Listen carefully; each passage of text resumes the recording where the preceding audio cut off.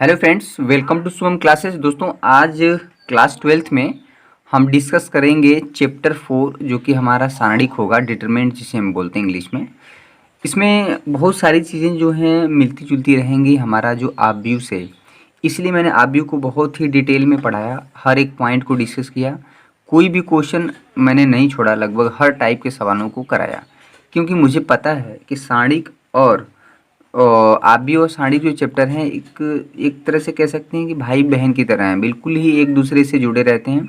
दोनों के बीच में बड़ा ही विरोध रहता है, लेकिन दोनों एक दूसरे के बिना रह भी नहीं सकते हैं। तो कुछ इस प्रकार का रिलेशन है आव्यूह और सारणिक में। देखिए, मैंने इसको डिस्कस कर दिया है, दिखा दिया है कि किस आप देखेंगे कि किस तरह से आव्यूह की बहुत ढेर सारी चीज़ें जो आपको सारणिक में यूज हो रही हैं, तो दोनों ही एक दूसरे से एक दूसरे पे निर्भर हैं। इसलिए हम सबसे पहले मैंने चैप्टर जो 3 है उसको बहुत अच्छे से डिस्कस किया। दोस्तों, सारणिक क्या है? सारणिक सिंपली अगर हम कहें तो अगर किसी आव्यूह को हम लोग जो है कैपिटल कैपिटल जो अल्फ़ाबेट है किसी भी कैपिटल लेटर से रिप्रेजेंट कर रहे थे। सपोज करिए 2, 5 और यहाँ पे 7 है और 9, ठीक है। एक आव्यूह है 2x2 ऑर्डर का। इसमें क्या है कि ये आव्यूह का रिप्रेजेंटेशन है, जहाँ पे एक खड़ी पाई को धीरे किनारों पे हम क्या कर देते हैं, थोड़ा बेंड कर देते हैं। लेकिन अगर इसी को डिटरमिनेंट से रिप्रेजेंट करना हो तो डिटरमिनेंट में सीधे 2 खड़ी पाई हम या 2 सीधी रेखा खींच देते हैं। तो पहले तो रिप्रेजेंटेशन समझिए कैसे रिप्रेजेंट करते हैं। तो ये है आव्यूह का रिप्रेजेंटेशन और ये है सारणिक का, ठीक ना। तो इसमें इसमें और इसमें बहुत अंतर है। क्लियर है? आव्यूह जो है हमेशा किसी भी फॉर्म में हो सकता है। वर्ग आव्यूह भी हो सकता है, कॉलम मैट्रिक्स भी हो सकता है, रो मैट्रिक्स भी हो सकता है। लेकिन जो डिटरमिनेंट है, जो डिटरमिनेंट का हमेशा हमेशा जो है वर्ग आव्यूह होता है। यानी कि ये 2x2 ऑर्डर का हो सकता है, ठीक है, या तो 3x3 ऑर्डर का हो सकता है, 4x4 ऑर्डर का हो सकता है। ये कभी भी इस तरह से नहीं होगा। जो डिटरमिनेंट है, जो सारणिक है, वो 2x3 ऑर्डर का कभी नहीं हो सकता है, ठीक है। तो हमेशा दो चीज़ आप सीख लिए कि इसका रिप्रेजेंटेशन यानी कि इसको कैसे दिखाया जाता है, और दूसरी बात जो सारणिक है हमेशा एक वर्ग आव्यूह की फॉर्म में होता है। यानी कि उसमें जितने नंबर ऑफ रो यानी कि जितनी पंक्तियों की संख्या होती है उतनी ही क्या होती है, स्तंभों की संख्या। इसको नोट पॉइंट पे हम लिख देते हैं। देखिए, मैंने यहाँ पे लिख दिया कि सारणिक सदैव वर्ग आव्यूह के रूप में व्यक्त किया जा सकता है। यानी कि वर्ग आव्यूह हमारा यानी कि जिसमें जितने नंबर ऑफ रो होंगे उतने ही नंबर ऑफ कॉलम होंगे, ठीक ना। ये चीज़ हो गया।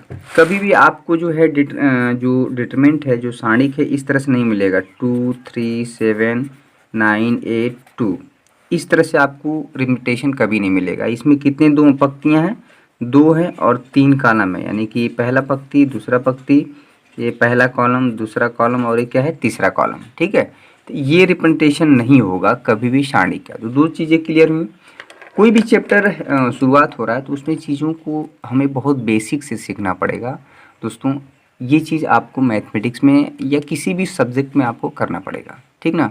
27 जून को 12th और 10th का रिजल्ट आ रहा है। आप देख लीजिएगा कि पिछले साल यानी कि 2020 में जितने भी बच्चों ने एग्ज़ाम दिया है, कितना उनका रिजल्ट बेहतर रहता है। शुभम क्लासेस एक यूपी बोर्ड के बच्चों के लिए एक बहुत बेहतर प्लेटफॉर्म हम लोग तैयार कर रहे हैं, ताकि बहुत पिछड़े से पिछड़े इलाकों से भी बच्चे जो है उभर के आएँ और उनको बेहतर शिक्षा हम लोग उपलब्ध करा पाएँ, ठीक है।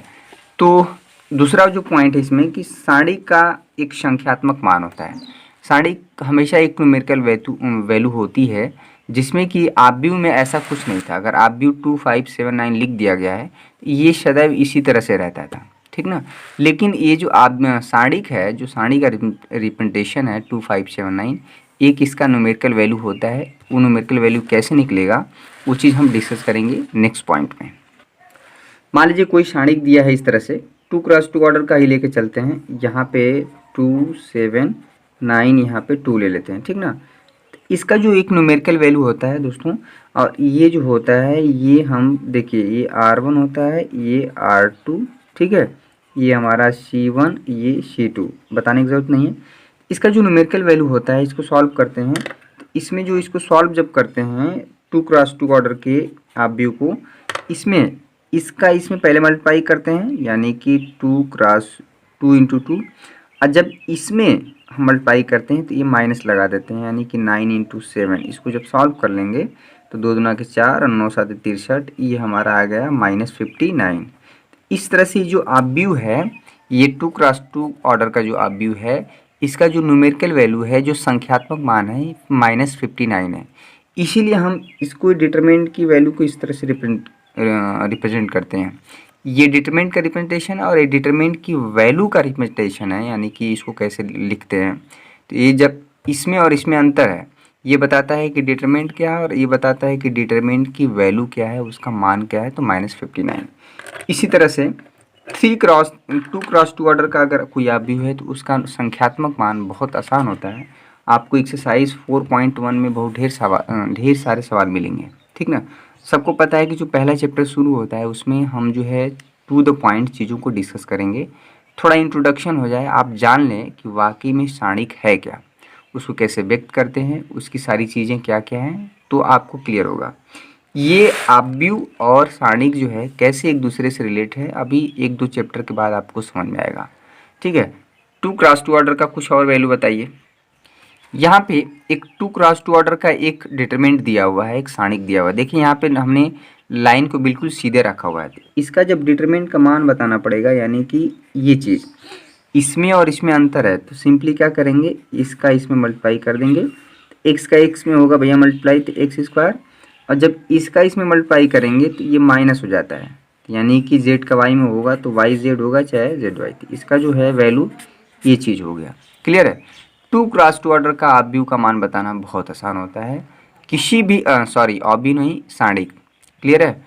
तो अब सबसे बड़ा जो सवाल आता है 3 क्रॉस 3 ऑर्डर के आव्यूह का, यानी कि कोई आव्यूह मान लीजिए ए है, वो 3 क्रॉस 3 ऑर्डर का है। यहाँ पे हम बात करें 2 5 7, यहाँ पे 0 1, यहाँ पे 5, कोई भी ले लीजिए, यहाँ पे 3 4, यहाँ पे 2।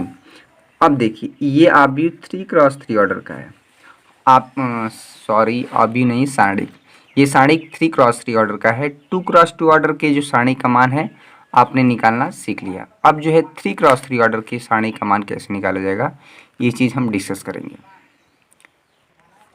इसमें कई चीज़ें आपको मिलेंगी। ये हमारा पहला पंक्ति, दूसरा, तीसरा, C1 C2 C3 सबको पता है। इसमें क्या होता है, जो डिटरमिनेंट अगर 3 क्रॉस 3 ऑर्डर का है तो इसके एलिमेंट, यानी कि यहाँ पे प्लस होता है, ये माइनस, ये plus minus plus minus plus minus plus. Clear है। ये चीज़ आपको समझना पड़ेगा। जो एलिमेंट हैं उसकी जो पोजीशन है वो किस स्थान पे है, वो प्लस वाले स्थान पे है कि माइनस वाले स्थान पे है, ये चीज़ ध्यान देना पड़ेगा। ये केवल 3 क्रॉस 3 ऑर्डर के केस में है, ठीक ना, प्लस माइनस इस तरह से, ठीक ना। तो अब जो है ये 3 क्रॉस 3 ऑर्डर का जो डिटरमिनेंट है सारणिक है, इसका जो मान कैसे होगा, इसका जो मान निकलेगा पहले पंक्ति, दूसरे पंक्ति या किसी भी तीसरे पंक्ति, तीनों में से किसी एक पंक्ति के सापेक्ष इसका हम क्या करेंगे, विस्तार करेंगे। खास बात सारणिक की जो वैल्यू निकालते हैं, जो मान निकालते हैं, खास बात यह है कि चाहे पहले पंक्ति के सापेक्ष विस्तार करिए, चाहे दूसरे पंक्ति के सापेक्ष, चाहे तीसरे पंक्ति के सापेक्ष, उसका जो संख्यात्मक मान है सारणिक का, अगर 2 आ रहा है पहले तो बाद में भी 2 ही आएगा और उसके बाद में भी 2 ही आएगा, तो बहुत अच्छी बात है। यही नहीं, चाहे पहले कॉलम यानी कि पहले स्तंभ के सापेक्ष विस्तार करिए, दूसरे स्तंभ के सापेक्ष विस्तार करिए, तीसरे स्तंभ के सापेक्ष विस्तार करिए, उसका जो संख्यात्मक मान है वो हमेशा सेम आएगा। तो हमेशा हमारी आदत बनी रहती है कि हमेशा हम जो पहला पंक्ति है उसी के सापेक्ष उसका विस्तार करते हैं। अभी आप परेशान हो रहे होंगे कि इस सर जी क्या बोल रहे हैं कि किसके सापेक्ष। तो इसमें क्या करते हैं, इसका तरीका जो है आप यहाँ पे सीख लीजिए, बहुत इंपॉर्टेंट चीज़ है, ठीक ना, किसको ढकना है, किसको क्या करना है। अब इसका जो डिटरमिनेंट का मान बताना है तो हम क्या कर रहे हैं, R1 के सापेक्ष यानी पहले पंक्ति के सापेक्ष इसका विस्तार कर रहे हैं। तो इसमें क्या करते हैं कि यहाँ पे 2 है, इसको लिख लेते हैं और देखते हैं कि 2 किस रो और किस कॉलम में है।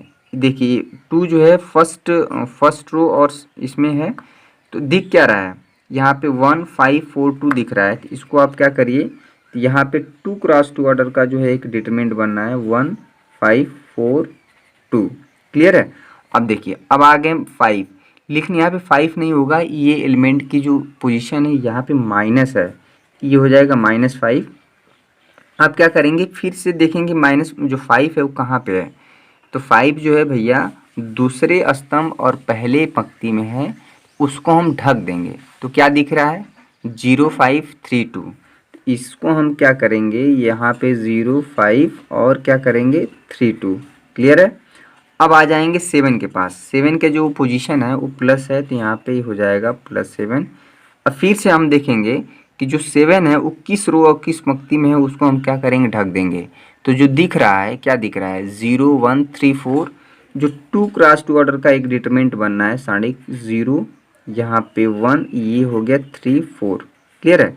अब देखिए इसका मान निकाल दीजिए आप। तो डिटरमिनेंट का जो मान है ये पहले इस शुरुआत के लिए है, बाद में हम लोग इसको बहुत तेज़ी से सॉल्व करेंगे। ये 2x2 ऑर्डर का डिटरमिनेंट है, बहुत आसान है इसको सॉल्व करना। इसका इसमें मल्टीप्लाई कर दीजिए, माइनस लगा के इसमें। तो ये हो जाएगा भैया, यहाँ पे 1 का 2 में होगा तो 2, इसका जब इसमें करेंगे तो माइनस कर देंगे, तो 4 5 6 20। क्लियर है। यहाँ पे बाहर -5 है, इसका इसमें मल्टीप्लाई करेंगे, पहले सबसे पहले इसका होगा, ठीक ना। ये 0 हो जाएगा, -5 3 15, ये +7, इसका इसमें मल्टीप्लाई होगा 0 और माइनस लगा के 3 का 1 में करेंगे, तो यहाँ पे हो जाएगा 3। अब इसको सॉल्व कर लीजिए, देखिए क्या आ रहा है, डिटरमिनेंट की वैल्यू क्या आ रही है, ये चीज़ आपको समझना पड़ेगा दोस्तों। 2 में से -8, ये हो जाएगा -36, ठीक ना। यहाँ पे हो जाएगा, यहाँ पे 0 में से 15 घटाएंगे -15 आएगा, और यहाँ पे मल्टीप्लाई कर देंगे तो ये +75। क्लियर है। और यहाँ पे हो जाएगा -21। तो ये -36 और -21 ये ऐड हो जाएगा, तो ये हो जाएगा -7, यहाँ पे हो जाएगा -57 + 75। क्लियर है। तो प्लस माइनस आप घटा देंगे तो जो भी वैल्यू आएगी, यहाँ पे हम 75 -57 कर देंगे, 15 8 हो गया, यहाँ पे हो गया 6 में से इधर, तो -+18, ठीक ना। ये जो है 3x3 ऑर्डर का जो डिटरमिनेंट होता है, सारणिक होता है, उसका जब मान निकालते हैं तो थोड़ा सा आपको परेशानी का सामना करना पड़ता है। ये चीज़ आपको सीखना ही सीखना पड़ेगा, ठीक ना। तो मुख्यतः हमेशा 3x3 ऑर्डर के आप डिटरमिनेंट का मान आपको निकालने आना चाहिए। सारा का सारा जो खेल इसी पे है, ठीक ना। पूरा चैप्टर इसी पे ख़त्म हो जाएगा। 1-2 क्वेश्चन का अभ्यास हम और करा देते हैं, ठीक है। चलिए, एक यहाँ पे 3x3 ऑर्डर का एक डिटरमिनेंट दिख रहा है, उसको हम कैपिटल डी से रिप्रेजेंट कर रहे हैं। कभी कभी आप भी डिटरमिनेंट को इस तरह से भी रिप्रेजेंट किया जाता है, एक त्रिभुज बना के, चाहे कैपिटल डी से।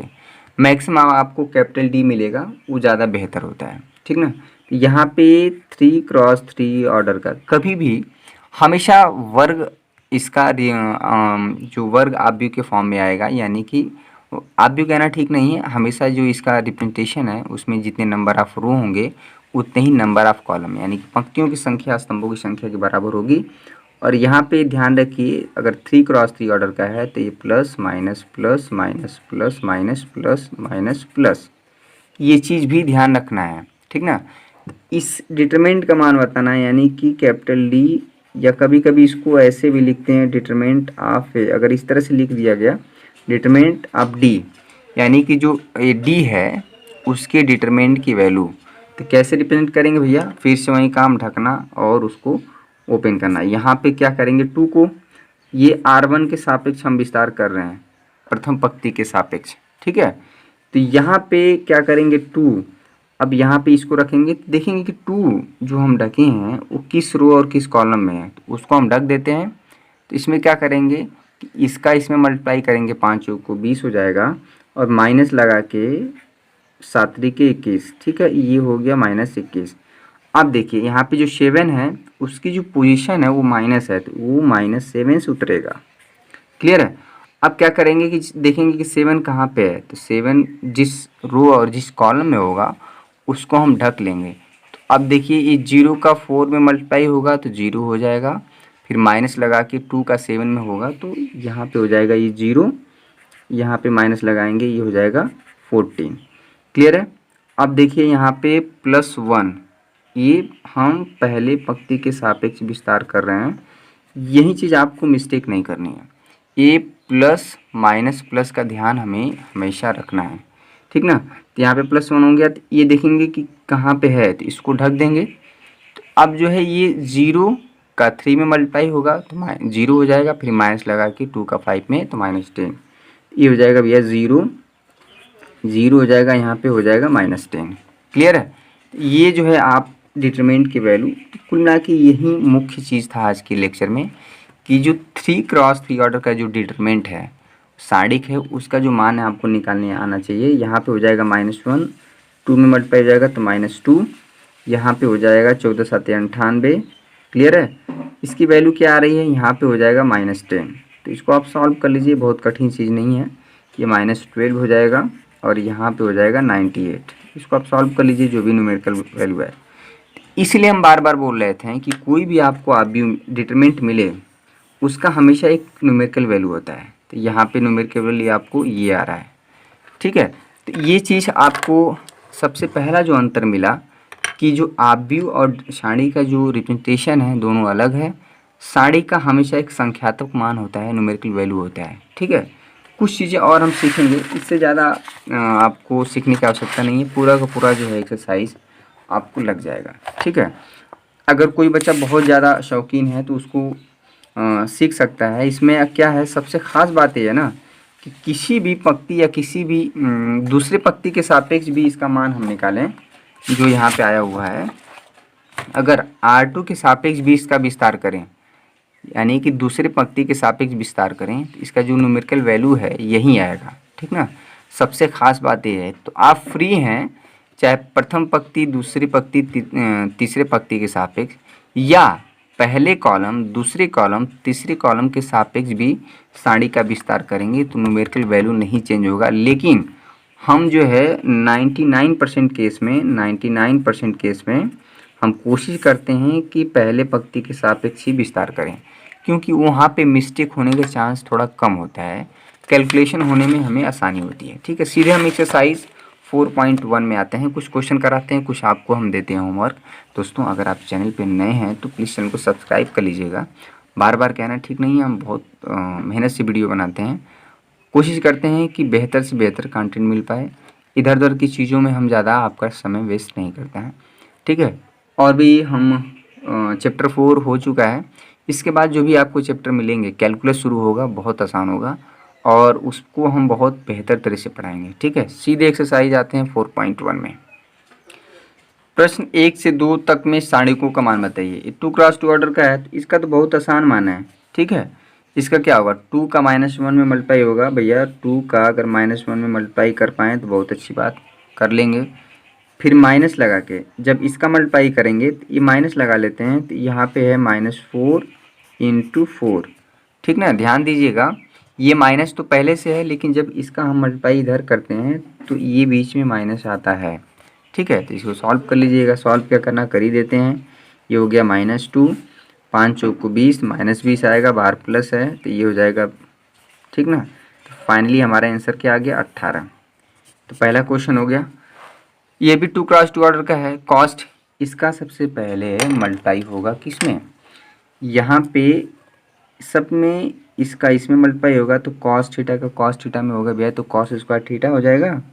इसी में कर देते हैं कॉस स्क्वायर थीटा, फिर माइनस साइन थीटा का माइनस साइन थीटा में मल्टीप्लाई होगा तो माइनस साइन स्क्वायर थीटा होगा, लेकिन बाहर माइनस पड़ा है तो प्लस कर देगा, ये हो जाएगा साइन स्क्वायर थीटा। अब भैया सबको पता है कि sine square theta plus cos square theta उसकी न्यूमेरिकल वैल्यू क्या होती है, 1 होती है।